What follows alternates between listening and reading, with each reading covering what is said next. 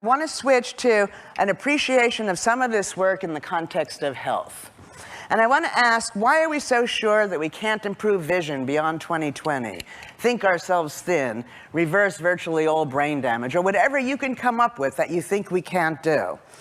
And I want to suggest that possibility opens up for us when we understand the very real difference between uncontrollable and indeterminate.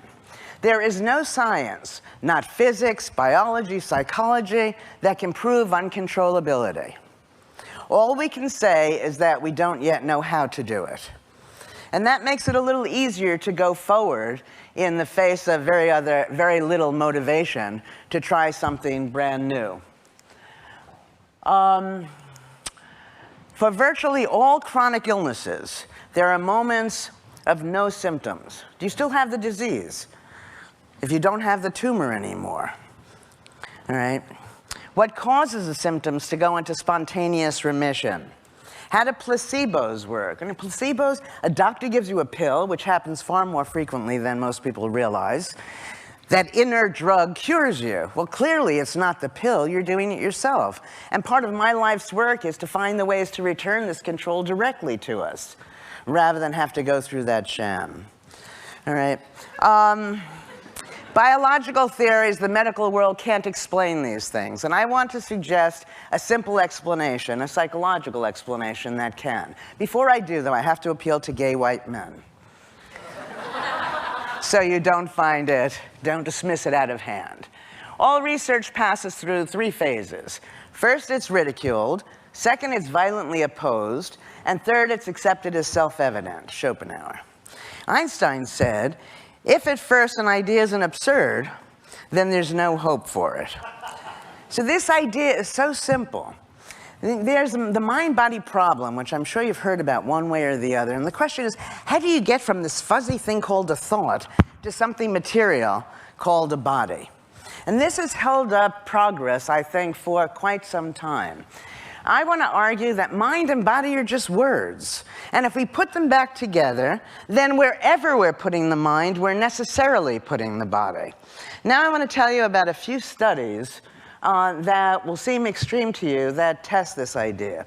And the first one we did quite some time ago, we were going to take old men, was the first study, to a timeless retreat and have them live as if they were younger. We're going to put their mind in a younger place. All right, now, these were 80-year-old men, but this was when 80 was 80, not the new 60. I mean, no, really, they were old. I'm sitting in my office and they're coming down the hall, and I keep saying to myself, why am I doing this? I didn't know if they were going to live through the day, no less the week. Okay, it's important to put it in context. Okay, so they're going to spend the time surrounded by props from the past, speaking of the past in the present tense, watching movies from the past, but again, as if now, then was now. Okay, so let's take you back to 1959. Okay, now, the comparison group was going to spend the same amount of time in the same retreat, surrounded by the same props, discussing the same things. However, for them, they were going to be reminiscing for the week.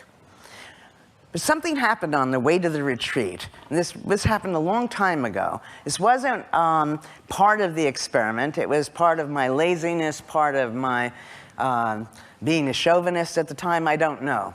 All I know is that I'm on the bus with these guys and 8 large suitcases, and my male graduate students aren't there. When we get to the retreat, I say to them, you're in charge of your own suitcase. I don't care if you unpack it a shirt at a time or move it an inch at a time.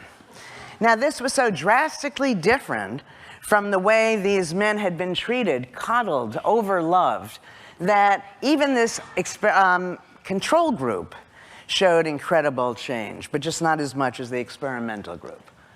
When is the last time you heard hearing improve for anybody, less people in their 80s?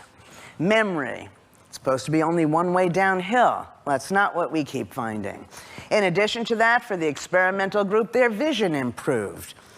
Their arthritic symptoms were all reduced. And we took photographs of everybody at the beginning and then at the end, And they were evaluated by people, again, who knew nothing of the study, as looking younger. Now bring it fast forward. We have these chambermaids.